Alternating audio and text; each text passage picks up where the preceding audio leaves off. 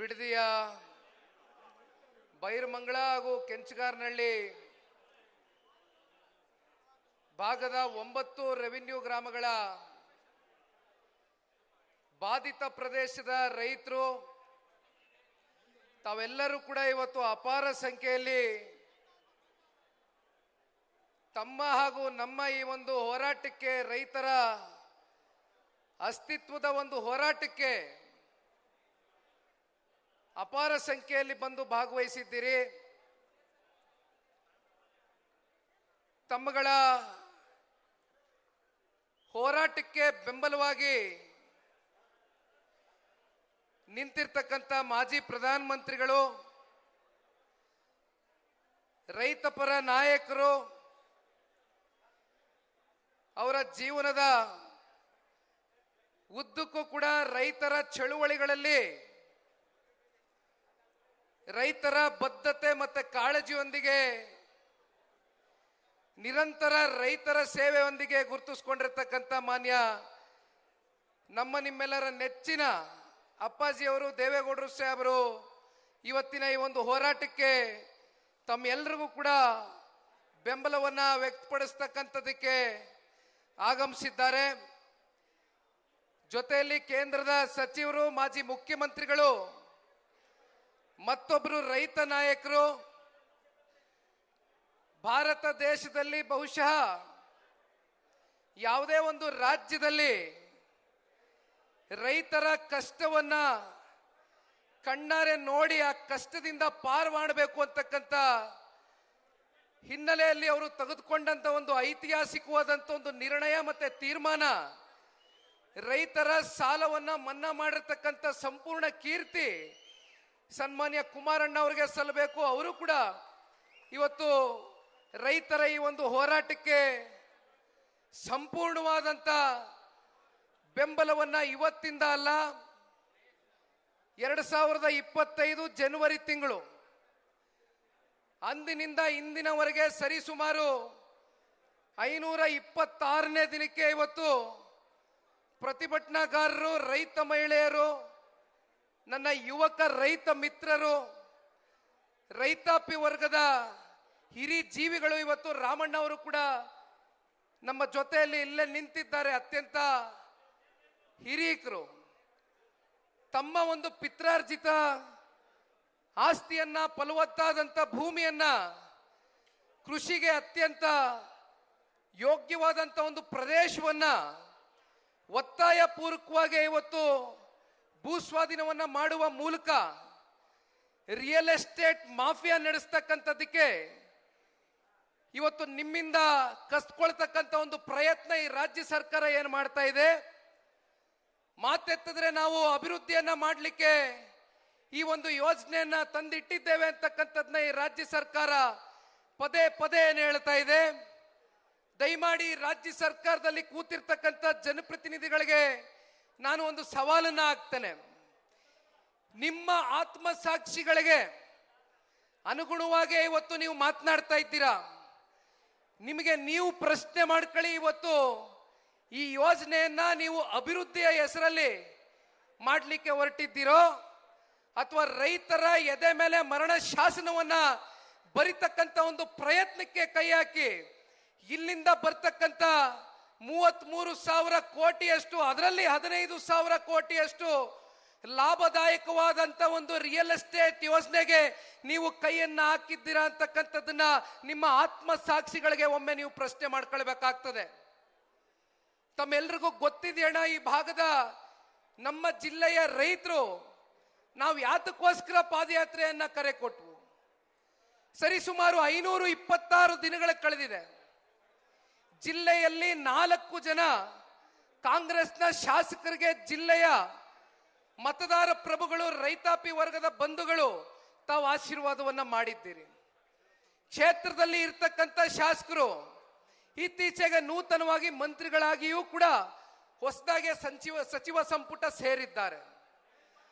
526 ದಿನಗಳಿಂದ ತಾವು ಎಲ್ಲರೂ ಕೂಡ ಆಶೀರ್ವಾದ ಮಾಡಿ ಅವ್ರನ್ನ ಶಾಸಕರಾಗಿ ಮಾಡಿ ವಿಧಾನಸೌಧ ಮೆಟ್ಲಂತ ಹತ್ತಕ್ಕಂಥದಕ್ಕೆ ಕಾರಣಕರ್ತರಾಗಿರ್ತಕ್ಕಂಥ ತಮ್ಮಗಳ ಕಷ್ಟ ಸುಖವನ್ನ ಏನು ಆಲಿಸ್ತಕ್ಕಂಥ ಒಂದು ಸಣ್ಣ ಪ್ರಯತ್ನವೂ ಕೂಡ ಇಲ್ಲಿವರೆಗೂ ಅವ್ರ ಕಡೆಯಿಂದ ಆಗಿದ್ಯಾ? ಒಂದು ದಿನವೂ ಕೂಡ ತಮ್ಮ ಪ್ರತಿಭಟನಾ ಸ್ಥಳದಲ್ಲಿ ಬೈರ್ಮಂಗ್ಲ ಸರ್ಕಲ್ ನಲ್ಲಿ ಹಗ್ಲು ರಾತ್ರಿ ಅಲ್ದಿರ, ಚಳಿ ಮಳೆ ಗಾಳಿ ಬಿಸಿಲು ಯಾವುದು ಲೆಕ್ಕಿಸಿದಿರ ಪಾಪ ತಾವುಗಳು ನಿರಂತರವಾಗಿ ನಿಮ್ಮ ಸ್ವಂತ ಭೂಮಿಯನ್ನ ಉಳಿಸ್ಕೊಳ್ತಕ್ಕಂಥ ಹೋರಾಟಕ್ಕೆ ತಾವೇನು ಕೈ ಹಾಕಿದ್ದೀರಿ? ಇಲ್ಲಿಯವರೆಗೂ ಯಾರು ಕೂಡ ಇವರು ತಲೆ ಹಾಕಿ ಮಲಗಲಿಲ್ಲ. ಪಾಪ ಹೇಳ್ತಾರೆ ಈ ಒಂದು ಪಾದಯಾತ್ರೆ ಪಟ್ಟಾಭಿಷೇಕದ ಪಾದಯಾತ್ರೆ ಅಂತೆ, ನಿಖಿಲ್ ಕುಮಾರಸ್ವಾಮಿಯ ಪಟ್ಟಾಭಿಷೇಕದ ಪಾದಯಾತ್ರೆ ಅಂತೆ, ಜಾಲಿ ಪಾದಯಾತ್ರೆ ಅಂತೆ. ಅದೆಂಥದೋ ಪ್ರಾಯಶ್ಚಿತ ಪಶ್ಚಾತ್ತಾಪ ದಿವಸಕ್ಕೆ ಒಂದೊಂದು ಹೆಸರುಗಳನ್ನ ಕೊಟ್ಕೊಂಬಂದ್ರು. ನಾನೊಂದು ಮಾತಿನ ಈ ಸಂದರ್ಭದಲ್ಲಿ ಹೇಳ್ತೇನೆ, ಯಾವುದೇ ಒಂದು ವ್ಯಕ್ತಿ ಯಾವುದೇ ಒಂದು ಕುಟುಂಬ ಯಾರಿಗೂ ಕೂಡ ಪಟ್ಟಾಭಿಷೇಕದ ಸ್ಥಾನಕ್ಕೆ ಹೋಗಿ ತಲುಪಿಸ್ತಕ್ಕಂಥದಕ್ಕೆ ಈ ಪ್ರಜಾಪ್ರಭುತ್ವದ ವ್ಯವಸ್ಥೆಯಲ್ಲಿ ಆಗ್ಲಿಕ್ಕಿಲ್ಲ. ಅರ್ಥ ಮಾಡ್ಕೊಳ್ಬೇಕಾಗಿದೆ ಕಾಂಗ್ರೆಸ್ಸಿಗರು ಮಾತನಾಡೋದಕ್ಕಿಂತ ಮುಂಚಿತವಾಗಿ. ನಮ್ಮ ರೈತ ಪರವಾದಂತ ಬದ್ಧತೆ ಏನಿದೆ, ಧ್ವನಿ ಇಲ್ಲದೆ ಇರ್ತಕ್ಕಂಥ ಜನರ ಜೊತೆಗೆ ನಾವು ಯಾವ ರೀತಿ ಅವರ ಕಷ್ಟವನ್ನ ಆಲಿಸಿ ಅವ್ರ ಜೊತೆನಲ್ಲಿ ಬೆರಿತೀವಿ, ನಮ್ಮಲ್ಲಿ ಇರ್ತಕ್ಕಂಥ ಬದ್ಧತೆ, ನಮ್ಮಲ್ಲಿ ಇರ್ತಕ್ಕಂಥ ಕಾಳಜಿಯನ್ನ ಗುರುತಿಸಿ ಮುಂದೊಂದು ದಿನ ಜನ ಇವನು ಯೋಗ್ಯನಿದ್ದಾನೆ, ಇವನು ಅರ್ಹನಿದ್ದಾನೆ ಅಂತಕ್ಕಂಥ ಜನಸೇವೆಯನ್ನ ಮಾಡ್ತಕ್ಕಂಥ ಏನಾದ್ರೂ ಒಂದು ಸ್ಥಾನ ಕೊಟ್ರೆ ಅದು ನಿಜವಾದಂತ ಪಟ್ಟಾಭಿಷೇಕ. ಮಾನ್ಯ ಅಲ್ಲಿರ್ತಕ್ಕಂಥ ಪಾಪ ಹೊಸನ ನೂತನ ಮಂತ್ರಿಗಳು ಅರ್ಥ ಮಾಡ್ಕೊಳ್ಬೇಕಾಗ್ತದೆ. ಈ ರೀತಿ ಲಘುವಾದಂತ ಮಾತುಗಳು ಆಡೋದು ಬೇಡ. ಪಾಪ ಹೇಳ್ತಾರೆ ಮಾತೆತ್ತಿದ್ರೆ ಕುಮಾರಸ್ವಾಮಿ ಅವರ ಕನಸಿನ ಕೂಸಂತೆ, ಕುಮಾರಸ್ವಾಮಿ ಅವರ ಕನಸಿನ ಕೂಸಂತೆ. ಇವತ್ತು ತಮ್ಮಗಳ ಮುಂದೆ ನಾನು ಹೇಳಲಿಕ್ಕೆ ಬಯಸ್ತೇನೆ, ನಮ್ಮ ರೈತಾಪಿ ವರ್ಗ ಇಲ್ಲಿ ಕೂತಿದ್ದೀರಿ. ಯಾವ 2006ರಲ್ಲಿ ಸನ್ಮಾನ್ಯ ಕುಮಾರಣ್ಣವರು ಪ್ರಥಮವಾಗಿ ರಾಜ್ಯದಲ್ಲಿ ನಿಮ್ಮೆಲ್ಲರ ಆಶೀರ್ವಾದದಿಂದ ಮುಖ್ಯಮಂತ್ರಿಗಳ ಒಂದು ಪಟ್ಟಕ್ಕೆ ಏರ್ತಾರೋ, ಆ ಸಂದರ್ಭದಲ್ಲಿ ಕೇಂದ್ರ ಸರ್ಕಾರದಲ್ಲಿ SCG ಮಾಡಬೇಕು ಅಂತಕ್ಕಂಥ ಒಂದು ಹೊಸ ಪಾಲಿಸಿಯನ್ನ ಇಂಪ್ಲಿಮೆಂಟ್ ಮಾಡ್ತಾರೆ. ಆಗ ಬೆಂಗಳೂರು ನಗರದಲ್ಲಿ ಸಾಕಷ್ಟು ಜನಗಳ ಒಂದು ಒತ್ತಡ ಆಗ್ತದೆ. ಮುಂದಿನ ದಿನಗಳಲ್ಲಿ ಇಂಟಿಗ್ರೇಟೆಡ್ ಟೌನ್ಶಿಪ್ಗಳು ಆಗಬೇಕು ಹಲವಾರು ಭಾಗದಲ್ಲಿ ಅಂತಕ್ಕಂಥದ್ದು. ಅದು ಸೋಲೂರು ಇರ್ಬೋದು, ನಂದಗುಡಿ ಇರ್ಬೋದು, ನಮ್ಮ ರಾಮನಗರ ಇರ್ಬೋದು, ಬಿಡದಿ ಇರ್ಬೋದು, ಅನೇಕ ಭಾಗದಲ್ಲಿ ಇವೆಲ್ಲ ಚರ್ಚೆಗೆ ಬಂದಾಗ, ಚರ್ಚೆ ಮುನ್ನೆಲೆಗೆ ಬಂದಾಗ ಕುಮಾರಣ್ಣ ಅವರು ಕೇವಲ ಇದನ್ನ ಒಂದು ಪರಿಕಲ್ಪನೆ ಮತ್ತೆ ಪ್ರಸ್ತಾವನೆಯನ್ನ ಮಾತ್ರ ಇಡ್ತಾರೆ. ದಯವಿಟ್ಟು ನೀವು ಇದನ್ನ ಮನಸ್ಸಿಗೆ ಇಟ್ಕೊಳ್ಬೇಕು. ಕುಮಾರಣ್ಣ ಅವರು ಕೇವಲ ಅದು ಒಂದು ಪ್ರಾಜೆಕ್ಟ್ ಮತ್ತೆ ಕಾನ್ಸೆಪ್ಟ್ ಅನ್ನ ಮಾತ್ರ ಮುಂದಿಡ್ತಾರೆ ಹೊರತುಪಡಿಸಿ ಯಾವ ತಾತ್ವಿಕ ಅಧಿಸೂಚನೆ ಹೊರಡಿಸಲಿಲ್ಲ, ಯಾವ ಪ್ರಾಥಮಿಕ ಅಧಿಸೂಚನೆ ಹೊರಡಿಸಲಿಲ್ಲ, ಯಾವ ಅಂತಿಮ ಅಧಿಸೂಚನೆ ಹೊರಡಿಸಿದಂಥದ್ದು ಸನ್ಮಾನ್ಯ ಕುಮಾರಣ್ಣ ಅವರಲ್ಲ. ಬದಲಾಗಿ 3 ಸತತವಾದಂತ ರೈತರ ಜೊತೆಯಲ್ಲಿ ಸಭೆ ಏನಾಗುತ್ತೆ, ಕೃಷ್ಣ ಕಚೇರಿಯ 3ನೇ ಸಭೆಯಲ್ಲಿ ಸನ್ಮಾನ್ಯ ಕುಮಾರಣ್ಣ ಅವರಿಗೆ ಒಂದು ರೈತ ಮಹಿಳೆ ಯಾವ ಕಾರಣಕ್ಕೂ ಕೂಡ ಇಲ್ಲಿ ಯಾವುದೇ ಯೋಜನೆಗಳು ಆಗ್ತಕ್ಕಂಥ ಅಗತ್ಯತೆ ಇಲ್ಲ. ಮಾನ್ಯ ಕುಮಾರಣ್ಣ ಅವರೇ, ದಯವಿಟ್ಟು ಹೇಗಿದೆಯೋ ನಮ್ಮನ್ನ ಹಾಗೆ ಬದುಕಕ್ಕೆ ಬಿಟ್ಟುಬಿಡಿ. ನಾವು ಕೃಷಿಯನ್ನೇ ನಂಬ್ಕೊಂಡು, ಭೂಮಿತಾಯಿಯನ್ನೇ ನಂಬ್ಕೊಂಡು ಇವತ್ತು ಬದುಕನ್ನ ಕಟ್ಕೊಂಡಿದ್ದೇವೆ ಅಂತಕ್ಕಂಥದನ್ನ ಕುಮಾರಣ್ಣ ಅವ್ರಿಗೆ ಯಾವ ಒಂದು ರೈತ ಮಹಿಳೆ ಆ ತಾಯಿ ಹೇಳ್ತಾರೆ, ಆ ಸಂದರ್ಭದಲ್ಲಿ ಕುಮಾರಣ್ಣ ಅವ್ರಿಗೆ ಗಟ್ಟಿತನದಿಂದ ಒಂದು ಮನವರಿಕೆ ಆಗುತ್ತೆ.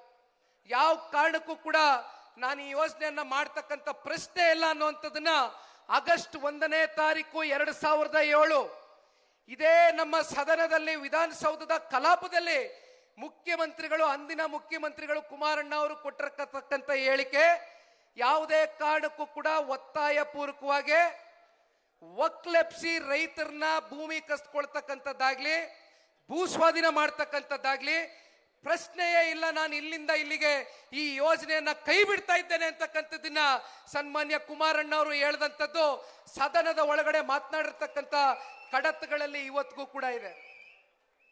ಅದನ್ನ ನೀವು ಮರೆಮಾರಿಸ್ಲಿಕ್ಕೆ ಆಗೋದಿಲ್ಲ, ನೀವು ಅದನ್ನ ಸುಳ್ಳು ಅಂತಕ್ಕಂಥದ್ದನ್ನ ಸಾಬೀತು ಕೂಡ ಮಾಡ್ಲಿಕ್ಕೆ ಆಗೋದಿಲ್ಲ. ಅದರ ನಂತರ ಭಾರತೀಯ ಜನತಾ ಪಾರ್ಟಿ ಅಧಿಕಾರದಲ್ಲಿತ್ತು, ನಮ್ಮ ಮಿತ್ರ ಪಕ್ಷ. 2011ರಲ್ಲಿ ಅವರು ಕೂಡ ಹೇಳ್ತಾರೆ, ಕೀಪ್ ಅಂಡರ್ ಅಬೇಯನ್ಸ್ ಅಂತಕ್ಕಂಥದ್ದನ್ನ ಪ್ರಸ್ತಾಪ ಮಾಡ್ತಾರೆ. ಅಲ್ಲಿಗೆ ಆ ಯೋಜನೆ ಸಂಪೂರ್ಣವಾಗಿ ಸತ್ತೋಗಿತ್ತು. ಇದು ಕುಮಾರಣ್ಣ ಅವ್ರ ಕೂಸಲ್ಲ.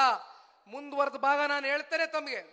ಇವತ್ತು 2023ರ ಆ ಒಂದು ವರ್ಷದಲ್ಲಿ ಆದಂತ ತೀರ್ಮಾನ, ಅಂಡರ್ ದ ಕೂಡಾ ಆಕ್ಟ್ ಅಲ್ಲಿ GBDA ರಚನೆ ಮಾಡ್ತಾರೆ, ಒಂದು ಹೊಸ ಪ್ರಾಧಿಕಾರ ಸೃಷ್ಟಿ ಮಾಡ್ತಾರೆ. ಅಂದ್ರೆ ಈ ಯೋಜನೆಯ ಒಂದು ಮೂಲಕ, ಆ ಪ್ರಾಧಿಕಾರದ ಮೂಲಕ ಭೂ ಸ್ವಾಧೀನವನ್ನ ಮಾಡ್ತಕ್ಕಂಥದಕ್ಕೆ GBDA ಅಂದ್ರೆ ಗ್ರೇಟರ್ ಬೆಂಗಳೂರು ಡೆವಲಪ್ಮೆಂಟ್ ಅಥಾರಿಟಿಯನ್ನ 2023 ಅಂಡರ್ ಕೂಡಾ ಆಕ್ಟ್ ನ ಮಾಡ್ತಕ್ಕಂಥದ್ದು ಇದೇ ರಾಜ್ಯ ಸರ್ಕಾರ. ಅಂದ್ರೆ ನಾವು ನೀವೆಲ್ಲರೂ ಅರ್ಥ ಮಾಡ್ಕೊಳ್ಬೇಕಾಗಿರ್ತಕ್ಕಂಥದ್ದು, ಇದು ಕುಮಾರಣ್ಣ ಅವರ ಯೋಜನೆ ಅಲ್ಲ. ಈ ಯೋಜನೆಯನ್ನ ತಗೊಂಡು ಬಂದಂಥದ್ದು, ಕೂಡಾ ಆಕ್ಟ್ ನ ತಗೊಂಡು ಬಂದಂಥದ್ದು, GBDA ಪ್ರಾಧಿಕಾರವಾಗಿ ಸೃಷ್ಟಿ ಮಾಡಿ ಅದರ ಮೂಲಕ ಭೂ ಸ್ವಾಧೀನ ಪ್ರಕ್ರಿಯೆಯನ್ನ ಪ್ರಾರಂಭ ಯಾವತ್ತು ಮಾಡ್ತಾರೆ? ಪ್ರಾಥಮಿಕ ಅಧಿಸೂಚನೆಯನ್ನ 2025ರಲ್ಲಿ ಹೊರಡಿಸ್ತಾರೆ. ಪ್ರಾಥಮಿಕವಾಗಿ ಅಧಿಸೂಚನೆ ಮಾಡ್ತಾರೆ, ಪ್ರಿಲಿಮಿನರಿ ನೋಟಿಫಿಕೇಶನ್. ಅದಾದ ನಂತರ ಮಾನ್ಯ ಮುಖ್ಯಮಂತ್ರಿಗಳು ಪಾಪ ಹೇಳ್ತಾರೆ, ಅದು ನಾನು ಮುಂದಕ್ಕೆ ಹೋಗ್ತಾ ಹೇಳ್ತೇನೆ. ಅಂತಿಮ ಅಧಿಸೂಚನೆಯನ್ನು ಕೂಡ ನಿಮಗೆ ಗೊತ್ತಿದೆ, 5,500 ಎಕರೆಯಷ್ಟು 7 ಗ್ರಾಮಗಳ ಅಂತಿಮ ಅಧಿಸೂಚನೆಯನ್ನ ಹೊರಡಿಸ್ತಾರೆ. ಯಾವ ಎರಡನೇ ಅಂತಿಮ ಅಧಿಸೂಚನೆಯನ್ನ ಹೊರಡಿಸ್ತಾರೆ ಮಾನ್ಯ ಮುಖ್ಯಮಂತ್ರಿಗಳು, ಆಗ ಒಂದು ವಿಚಾರವನ್ನ ಮುಂದಿಡ್ತಾರೆ. ಯಾತಕ್ಕೋಸ್ಕರ ವಿಷಯ ಮುಂದಿಡ್ತಾರೆ ಅಂದ್ರೆ, ಅದರ ಹಿಂದಿನ ದಿನ ಸನ್ಮಾನ್ಯ ದೇವೇಗೌಡರು ಸಾಹೇಬರು, ಪುಣ್ಯಾತ್ಮರು, ರೈತ ಪರವಾದಂತ ಚಿಂತಕರು ಇಲ್ಲಿ ಕೂತಿದಾರಲ್ಲ, ಅವರು ಒಂದು ಕರೆಯನ್ನ ಕೊಡ್ತಾರೆ, ಪತ್ರಿಕಾಗೋಷ್ಠಿ ಕರೆದು, ನಾನು ಸತ್ಯಾಗ್ರಹವನ್ನ ಕೂರಬೇಕಾಗ್ತದೆ, ಎಚ್ಚರಿಕೆ ಇರಲಿ, ನಮ್ಮನ್ನ ಬೆಳೆಸಿರ್ತಕ್ಕಂಥ ರೈತರನ್ನ ನಾವು ಅನಾಥರಾಗಿ ಮಾಡ್ತಕ್ಕಂಥದಕ್ಕೆ ನಾವು ಸಿದ್ರಿಲ್ಲ ಅಂತಕ್ಕಂಥದ್ದು. ಯಾವ ಒಬ್ಬ ಪುಣ್ಯಾತ್ಮ ಇಲ್ಲಿ ದೇವೇಗೌಡರು ಸಾಹೇಬ್ರನ್ನ ನೀವೆಲ್ಲ 4 ದಶಕಗಳಿಂದ ರಾಜಕೀಯವಾಗಿ ಅವರು ಜನ್ಮ ಕೊಟ್ಟು, ಶಕ್ತಿ ಕೊಟ್ಟು ಇವತ್ತು ನೀವು ಬೆಳೆಸಿ ಅತ್ಯಂತ ಉನ್ನತವಾದಂತ ಒಂದು ಪದವಿಯನ್ನು ತಲುಪ್ತಕ್ಕಂಥದಕ್ಕೆ ಕಾರಣಕರ್ತರಾಗಿರ್ತಕ್ಕಂಥ ನಮ್ಮ ಜಿಲ್ಲೆಯ ರೈತರ ಒಂದು ಅಸ್ತಿತ್ವದ ಪ್ರಶ್ನೆ, ಅವರ ಬದುಕಿನ ಪ್ರಶ್ನೆ ಅಂತಕ್ಕಂಥದ್ನ ಅರ್ಥ ದೇವೇಗೌಡರು ಸಾಹೇಬರು ಯಾವಾಗ ಸ್ಟೇಟ್ಮೆಂಟ್ ಅನ್ನ ಕೊಡ್ತಾರೆ, ಅದರ ಮಾರನೇ ದಿನ ಮಾನ್ಯ ಮುಖ್ಯಮಂತ್ರಿಗಳು ಮತ್ತೆ ಪತ್ರಿಕಾಗೋಷ್ಠಿ ಕರೀತಾರೆ. ಅಲ್ಲಿ ದ್ವಂದ್ವದ ಹೇಳಿಕೆ, ಅಂತಿಮ ಅಧಿಸೂಚನೆಯನ್ನ ಒಂದ್ ಕಡೆ ಹೊರಡಿಸ್ತಾರೆ, ಮತ್ತೊಂದ್ ಕಡೆ ಹೇಳ್ತಾರೆ ಪರಿಶೀಲನಾ ಸಮಿತಿಯನ್ನ ಮಾಡ್ತೀನಿ ಅಂತ. ಅಂದ್ರೆ ಅಲ್ಲೇ ದ್ವಂದ್ವ ಇದೆ, ಡಬಲ್ ಸ್ಟ್ಯಾಂಡರ್ಡ್ಸ್. ಪರಿಶೀಲನಾ ಸಮಿತಿ ಮಾಡ್ತೀನಿ ಅನ್ನೋರು ಅಂತಿಮ ಅಧಿಸೂಚನೆಯನ್ನ ಅವತ್ತಿನ ದಿನವೇ ಹೊರಡಿಸ್ತಾರೆ ಅಂತಕ್ಕಂಥದ್ದಾದ್ರೆ ನಿಮ್ಮ ಉದ್ದೇಶ ಏನಾಗಿತ್ತು? ಕುಮಾರಣ್ಣ ಅವ್ರ ಮೊನ್ನೆ ಮಾತಾಡ್ಬೇಕಾದ್ರೆ ಹೇಳಿದ್ರು, ಬಹುಶಃ 200 ಪುಟಗಳಷ್ಟು ಸತ್ಯಶೋಧನಾ ಕಮಿಟಿ, ಸತ್ಯಶೋಧನಾ ಸಮಿತಿಯನ್ನ ಯಾವ ಕುಮಾರಣ್ಣ ಅವರು ಅವತ್ತು ಇಂಟಿಗ್ರೇಟೆಡ್ ಟೌನ್ಶಿಪ್ ಮಾಡ್ತೀನಿ ಅಂದ್ರು, ಅದನ್ನ ವಿರೋಧಿಸಿ ಸತ್ಯಶೋಧನಾ ಸಮಿತಿಯನ್ನ ಮಾಡಿದಂಥದ್ದು ಯಾರಪ್ಪ? ಆ ಸತ್ಯಶೋಧನಾ ಸಮಿತಿಯಲ್ಲಿ ಅತ್ಯಂತ ಪ್ರಮುಖವಾದಂತ ಪಾತ್ರವನ್ನ ವಹಿಸಿ ವರದಿಯನ್ನ ತಯಾರು ಮಾಡಿದಂಥದ್ದು ಯಾರಪ್ಪ? ಮತ್ತೆ ಸತ್ಯಶೋಧನಾ ಸಮಿತಿಯಲ್ಲಿ 200 ಪುಟಗಳ ವರದಿ ಪಾಪ ನಿಮ್ಮ ಕೈಯಾರೆ ನೀವು ತಯಾರು ಮಾಡಿದ್ರಲ್ಲ, ಅದಕ್ಕೆ ಹಂಗಾದ್ರೆ ಕಿಂಚಿತ್ತು ಬೆಲೆ ಇಲ್ವಾ? ಮತ್ತ್ಯಾಕೆ ಪರಿಶೀಲನಾ ಸಮಿತಿ? ಇದನ್ನ ನಾವು ಕೇಳಬೇಕಾಗ್ತದೆ ಇವತ್ತು ಪ್ರಶ್ನೆ. ಒಂದು ಅವತ್ತಿಂದ ಹೇಳ್ಕೊಂಡ್ ಬರ್ತಾ ಇದ್ದಾರೆ, ದೇವೇಗೌಡರು ಸಾಹೇಬ್ರಿಗೆ, ಕುಮಾರಣ್ಣ ಅವರಿಗೆ, ನಿಖಿಲ್ಗೆ, ಮಾನ್ಯ ಮುಖ್ಯಮಂತ್ರಿಗಳು ಮುಖ್ಯಮಂತ್ರಿ ಆಗಿರ್ತಕ್ಕಂಥದ್ದು ಒಳಗಡೆ ಸೇರಣೆ ಇಲ್ಲ, ಒಳಗಡೆ ಹೊಟ್ಟೆ ಕಿಚ್ಚು ಅಂತಾರೆ. ಆದ್ರೆ ಒಂದು ನಾವು ನೀವು ಅರ್ಥ ಮಾಡ್ಕೋಬೇಕಾಗಿರೋದಣ್ಣ, ಈ ಯೋಜನೆ ಯಾವತ್ ಕೈಗೆ ಎತ್ಕೊಂಡ್ರು ಅವತ್ತವ್ರು ಮುಖ್ಯಮಂತ್ರಿಗಳಾಗಿದ್ರ? ಮುಖ್ಯಮಂತ್ರಿಗಳ ಪಟ್ಟದಲ್ಲಿ ಕೂತಿದ್ರ? ಯಾವತ್ತವ್ರು ಮುಖ್ಯಮಂತ್ರಿಗಳಾದಂಥದ್ದು 3 ತಿಂಗಳಾಯ್ತಾ? ಯಾವತ್ತು ಈ ಹೋರಾಟಕ್ಕೆ ಸನ್ಮಾನ್ಯ ಕುಮಾರಣ್ಣ ಅವರು ಕಳೆದ ವರ್ಷ ಜನವರಿ ತಿಂಗಳು ಪ್ರತಿಭಟನಾ ಸ್ಥಳಕ್ಕೆ ಬಂದು ನಿಮ್ಗೆ ಧೈರ್ಯವನ್ನ ತುಂಬಿಸ್ತಕ್ಕಂಥ ಕೆಲಸ ಮಾಡ್ತಾರೆ. ತದನಂತರ ನಾವುಗಳು ಎಷ್ಟು ಸಲ ಬಂದಿದ್ದೇವೆ ಇಲ್ಲಿ. ಯಾರ್ದೋ ಮುಖ್ಯಮಂತ್ರಿ ಕುರ್ಚಿಯನ್ನ ನೋಡಿ ಹೊಟ್ಟೆ ಕಿಚ್ಚು ಬೀಳ್ತಕ್ಕಂಥ ಜಾಯಮಾನ ದೇವೇಗೌಡರ ಕುಟುಂಬದಲ್ಲ ಅಂತಕ್ಕಂಥದ್ದು ಬಹಳ ಸ್ಪಷ್ಟವಾಗಿ ಹೇಳ್ತೇನೆ. ನಾನು ಅನೇಕ ಬಾರಿ ಹೇಳಿದ್ದೇನೆ, ಮತ್ತೆ ಹೇಳ್ತೇನೆ, ಒಕ್ಕಲ್ತನ ಮಾಡ್ತಕ್ಕಂಥ ಭೂಮಿ ತಾಯಿಯನ್ನ ನಂಬ್ಕೊಂಡು ಒಕ್ಕಲ್ತನ ಮಾಡ್ತಕ್ಕಂಥ ಪ್ರತಿಯೊಬ್ಬ ಬಡ ಒಕ್ಕಲಿಗನ ಒಂದು ರಕ್ಷಣೆ ಮಾಡ್ತಕ್ಕಂಥದ್ದು ಇವತ್ತು ಸನ್ಮಾನ್ಯ ದೇವೇಗೌಡರು ಸಾಹೇಬ್ರ ಕುಟುಂಬದ ಒಂದು ಆದ್ಯ ಕರ್ತವ್ಯ ಆಗಿದೆ. ದಯವಿಟ್ಟು ಅರ್ಥ ಮಾಡ್ಕೊಳ್ಬೇಕಾಗ್ತದೆ. ನಮಗೇನು ಹೊಟ್ಟೆ ಕಿಚ್ಚಿಲ್ಲ.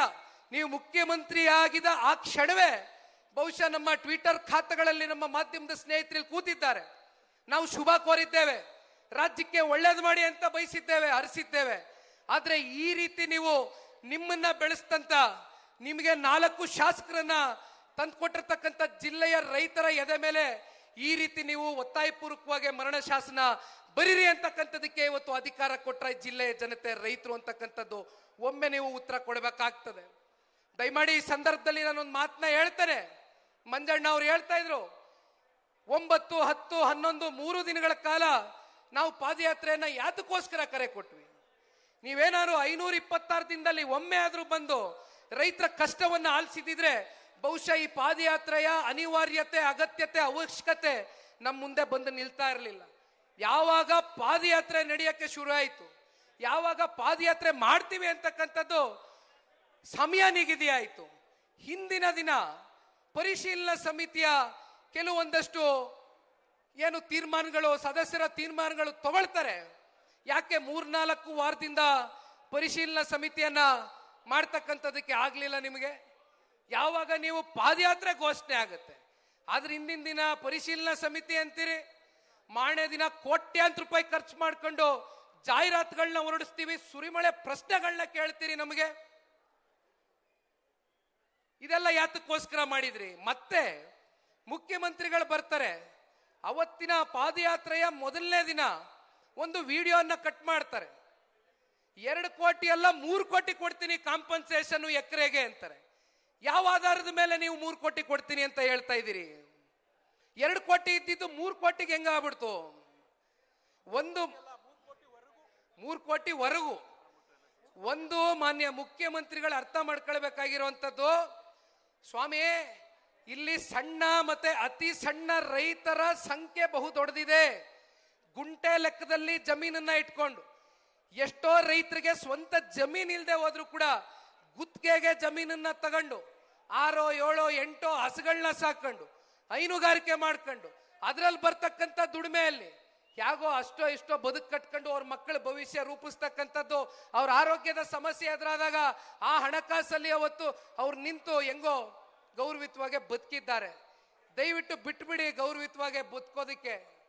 ನಿಮಗೆ ಈ ಯೋಜನೆ ಮಾಡಲೇಬೇಕು ಅಂತಕ್ಕಂಥದ್ದಾದ್ರೆ ಬಹುಶಃ ಈಗಾಗಲೇ KDBಯಲ್ಲಿ ಲಕ್ಷಾಂತರ ಎಕರೆ ಇವತ್ತು ನೋಟಿಫಿಕೇಶನ್ ಆಗಿ ಬಿದ್ದಿದೆ. ಬರಡು ಭೂಮಿಯಲ್ಲಿ ದಯಮಾಡಿ ಮಾಡಿ AI ಸಿಟಿ ತಗೋಬರ್ತಿರೋ, ಸ್ಮಾರ್ಟ್ ಸಿಟಿ ತಗೋಬರ್ತಿರೋ, ನಾವು ನಿಮ್ ಜೊತೆ ನಿಂತ್ಕೊಳ್ತೇವೆ.